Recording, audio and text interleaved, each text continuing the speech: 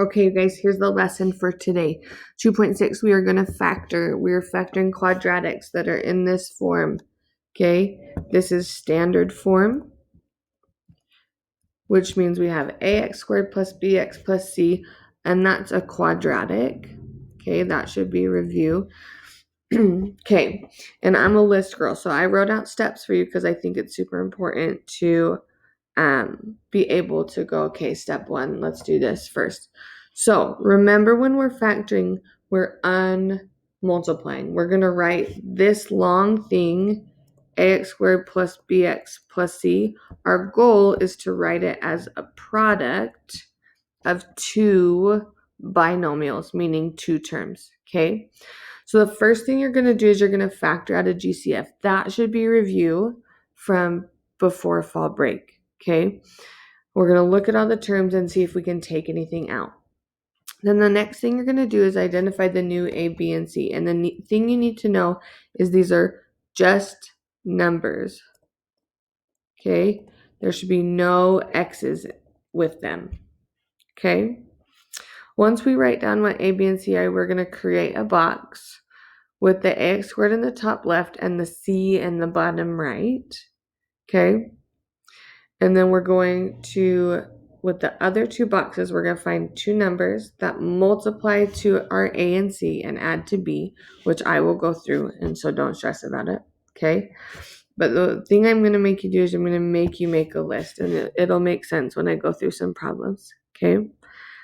Once you find the pair of numbers that fit those two criteria, the multiplies to a and c and adds to b, okay, you're going to put them in the other two boxes, okay, and then you're going to factor out the GCF from each row and column, and then we're going to, kind of like we did in that exploration activity, we're going to write our factored form from the dimensions of the box. So just to review, factoring out the GCF, we should be able to be at the point right now where we don't need to make a factor tree, but if you do, that's okay. But looking at these, I'm going to look at the numbers. I look at 5, 15, and 10, and I know that those are all multiples of 5, so I know I can take a 5 out. And then I look at the variables, at the x's. This has 2, this has 1, this has none. Because they don't share any, I can't take x's out, but I can take a 5 out. And then I'm going to write what's left. If I take the 5 out of this guy, I still have the 2 x's, or the x squared. Keep the plus sign. 5 out of 15 is 3, and I still have an x. And then 5 out of 10 is still 2. That's factoring out the GCF, okay? What we're going to do now is we're going to take it a step further, and we would continue to factor this part, okay? We're going to continue to factor it so that we can write it as two binomials instead of one long trinomial. So I'm going to do that with this problem. Okay, so that would have been the first part, is taking out the GCF. The second part then says identify the new A, B, and C. So I'm just looking at this x squared plus 3x plus 2. Okay, and I'm going to write it down, and I want you to write it down on your assignment. A equals B equals C equals. A is the number in front of x squared, and that is 1, because there really is a 1 there. Okay, B is the number in front of x, and C is the number in front of 2. Is the last number the constant, so it's 2. Okay, step 3 then says create a box. Okay, and it's always going to be a box like this, where you have ax squared in the front, so that's going to be 1x squared in the top left, and c in the bottom right.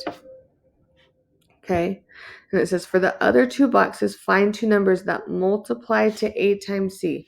So I'm going to write this, a times c equals what?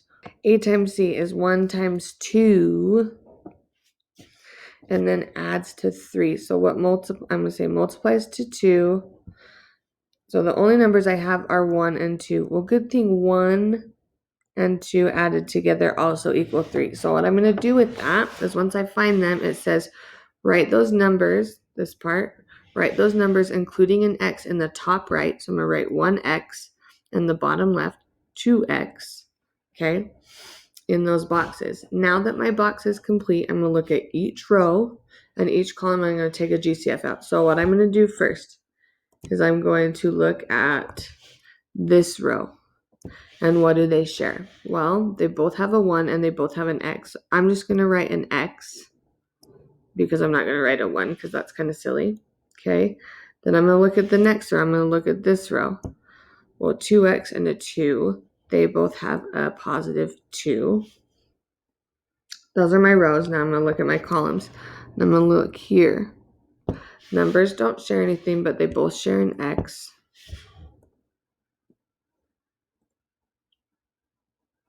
Okay. And then I'm going to look here. And if they don't share anything. So I'm going to keep it as a positive 1. So if I were to factor this out, it says so that's what I did. Last step says complete your factorization. Don't forget the GCF from the beginning. So my answer for this is GCF from the beginning and then dimensions of the box. The X plus 1, that comes from the top part. And then this X plus 2, that comes from the side part. We have completely factored it. Okay. Things get a little bit harder when we continue because our numbers aren't so nice.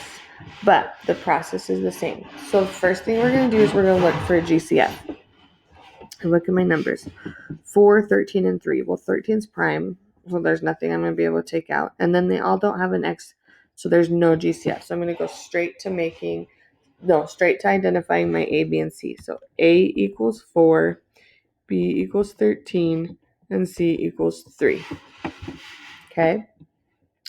Once I've done that, now it says to make a box, putting the AX squared, so the first term in the first box, and then the last term in the last box. And I always include my sign because I just want to make sure that I don't miss a sign. Okay? Then the next step says you have to find two numbers that multiply to A times C. So A times C, well, that's 4 times 3, so that's 12. Number needs to multiply to 12 and add to B, which is 13. So I'm going to make a list of all the numbers that I have that multiply to 12. And I put a 12 right here. What multiplies to 12? Well, 1 and 12, 2 times 6, and then 3 and 4. Those are all my possible options. And I need it to add to 13. Well, 2 and 6 will not add to 13, and 3 and 4 do not add to 13. So it's got to be 1 and 12. So I take that and I go 1x, 12x. And someone's going to ask, Miss Bessel, does it matter which one I put in each box? No, it doesn't. Okay? It shouldn't matter which one. But be really careful and make sure that the numbers you choose add to B and multiply to A times C. Okay? Now I look at these and I'm going to take out GCF. So I'm look in this row, the 4x and the 12x squared. The 4x squared and the 12x. The 4 goes into both of them. And then they also have an x. Okay? 1x and 3, they don't share anything, so they just get a 1. 4x squared and 1x. 4 and 1 don't share anything, but they do have an x. And then 12x and 3, no x's, but they do have a 3. So because I didn't have a GCF at the beginning, my answer would be just the dimensions. So 4x plus 1 times x plus 3. Okay, and you could check your answer if you wanted to. You could remultiply it back out and see if you got the beginning. Okay, because remember, factoring is just unmultiplying. Okay, take a breather if you need to, but if not, let's start with problem B. Okay, step 1, look for a GCF. Looking for a GCF, 3, 7, and 2, they don't share anything, and then they all don't have variables, so I'm going to go straight to identifying my A, B, and C. A equals 3, B equals -7. I'm going to take the negative with it. You need to. Okay? And C equals 2. Once I've done my A, B, and C, I'm going to make a box. and put my first term in the top left and my last term in the top right. Okay? And then I need to find two numbers that multiply to a times c. Well, a times c is 3 times 2, so it means to multiply to 6, but it needs to add to b, which is -7. So multiplies to 6 and adds to -7. Well, let me make a chart of what multiplies to 6. What multiplies to 6, I got 1 and 6 and 2 and 3. But I need a -7.